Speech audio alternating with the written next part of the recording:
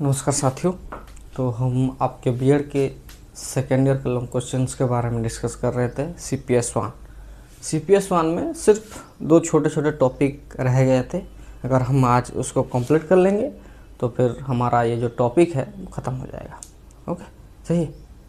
सो आज का जो टॉपिक है जो दो सब हेडिंग में कह सकता हूँ, that is flow chart and pi chart. Okay, आपको सबको पता होगा क्या है फ्लो चार्ट। फ्लो चार्ट मतलब जब हम किसी कॉन्सेप्ट को या फिर किसी लॉन्ग क्वेश्चन को एज इट इज़ याद करना चाहते हैं, ओके, तो हम क्या करते हैं, ओके, उससे एक फ्लो चार्ट के वे में उसको सजा लेते हैं ताकि हमको ये इजी रहे to remember, to understand. Okay, झट से अगर हम वो फ्लो चार्ट देख लेते हैं तो हमको पूरा हिस्ट्री, उसका क्या क्या कॉन्सेप्ट है वो हमारे बैक ऑफ द माइंड हमारे चलने लगता है। That is the flow chart. Okay, और पाई चार्ट मतलब जो सर्किल करके करते हो आप लोग। ओके, पढ़ेंगे एक एक करके, बहुत ही आसान है। आप इसको लिखो और समझने की कोशिश करो। सबसे पहला flow chart process flow diagram और प्रोसेस मैप भी इसको कहा जाता है। फ्लो चार्ट को क्या कहा जाता है? प्रोसेस फ्लो डायग्राम और प्रोसेस मैप। सही है। देखिए क्या है फ्लो चार्ट?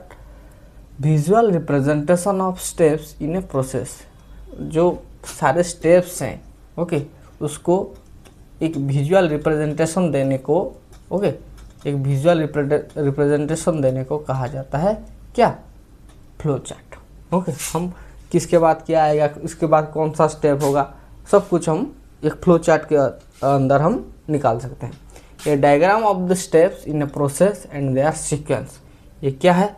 ये डायग्राम ऑफ द स्टेप्स, क्या क्या स्टेप्स होते हैं उन सब का हम डायग्राम करते हैं। जैसे कि फॉर एग्जांपल अगर मैं ग्लाइकोलिसिस का एक फ्लो चार्ट बनाऊँ, ओके, इसका मतलब glucose 6 phosphate, glucose 6 phosphate, fructose 6 phosphate, fructose, glucose 1,6 bisphosphate, fructose 1,6 bisphosphate, फिर 3 फॉस्फोग्लिसराल्डिहाइड, dehydroxy acetone phosphate.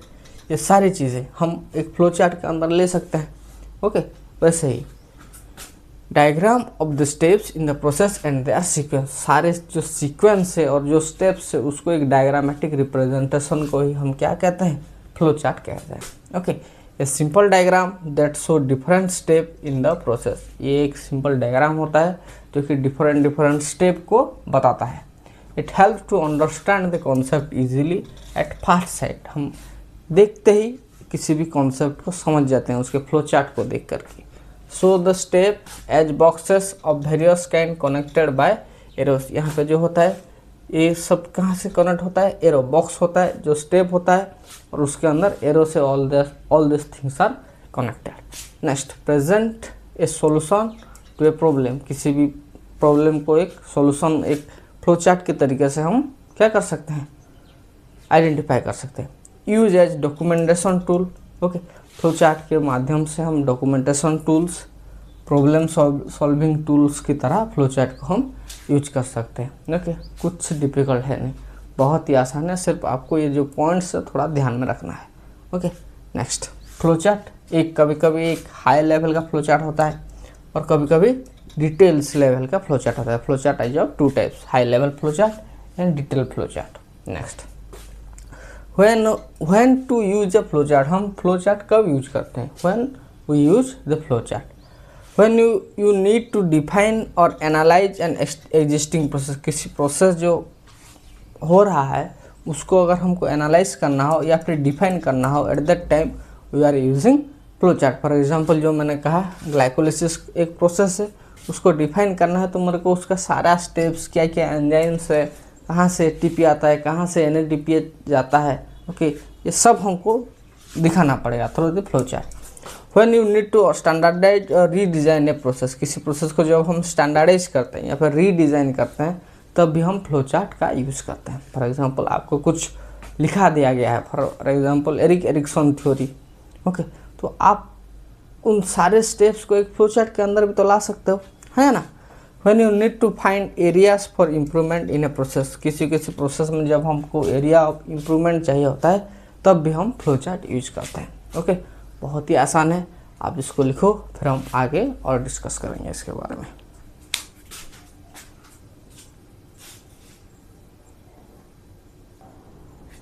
So now we are discussing what are the steps to create a flowchart. Flowchart create करने में क्या क्या step use होते हैं। सबसे पहला determine the purpose, हम किस लिए एक फ्लोचार्ट बना रहे हैं उसका पर्पस डिफाइन करिए। उसके बाद आइडेंटिफाई द सिंबल्स, और जो जो सिंबल्स आप यूज करेंगे, जैसे कि फॉर स्टार्ट पॉइंट और एंड पॉइंट हम जीरो और डॉट से शुरू कर सकते हैं। ओके, दूसरा प्रोसेस और स्टेप्स को ऐसे बॉक्स में डील कर सकते हैं। डिसीजन पॉइंट को अगर कुछ डिफ़िकल्ट पॉइंट है या फिर कुछ स्पेशल है तो हम उसको इस तरीके से रख सकते हैं। और इंडिकेशन ऑफ डायरेक्शन के लिए कहाँ से कहाँ जा रहा है, इसीलिए हम एरो मार्क को यूज करते हैं। This are the identify the symbol. Next determination of sequence, use the connection, जो सारे कनेक्शन है उसको यूज करो। ऐड टेक्स्ट एंड लेवल, टेस्ट एंड रिवाइज करो। ये सारी चीज़ों को हम कहते हैं steps to create a flow chart. For example मैं अगर यहाँ पे आपको बताऊँ मेकिंग टी, चाय कैसे बनाते हैं। सबसे पहला बॉयल वाटर एक फर्स्ट स्टेप होगा। उसके बाद add T and leaves, add T and leaves. Number 3 add milk plus sugar and string and enjoy. उसके बाद आप उसको पी सकते हो, एंजॉय कर सकते हो। ओके, इसको पहले लिखो, एग्जाम्पल भी यही है, और steps to create flow chart. उसके बाद हम पाई चार्ट को देखेंगे। पहले इसको लिख लो, pie chart. Okay, pie chart आपने बचपन से ही देखा होगा, ऐसे जो सर्किल कर लेते हैं हम। ओके, इसको बोलते हैं पाई, और इसके अंदर हम बनाते हैं, जैसे कि फॉर एग्जांपल कोई फैमिली है। ओके, और उसमें ग्रोसरी में मान के चलिए 30% ग्रोसरी। ओके, उनके एजुकेशन, उस घर के एजुकेशन, हॉस्पिटल और मेडिसिन हम कह सकते हैं।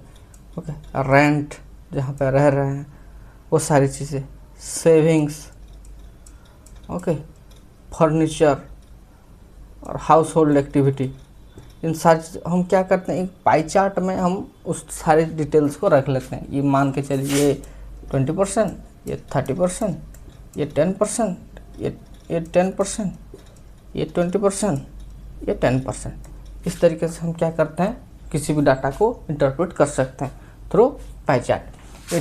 पाई चार्ट एक type of graph in which circle is divided into sector, इसको सेक्टर बोलते हैं, that each represent a proportional of the whole. ये सारी चीज़ें क्या होल का थोड़ा थोड़ा प्रोपोर्शनल की तरह यूज होते हैं।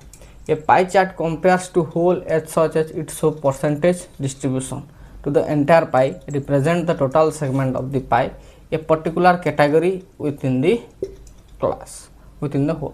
और वो हर एक पार्ट में एक होल की तरह, सॉरी एक प्रोपोर्शन की तरह काम होता है। ये पाई चार्ट भी आपको आसानी होगा, लगता है आपको याद होगा। ओके, सॉरी आज का क्लास थोड़ा बोरिंग हो गया। ओके, कोई बात नहीं, कंप्लीट कर लो इस चीज़ को। ओके, लिख लो।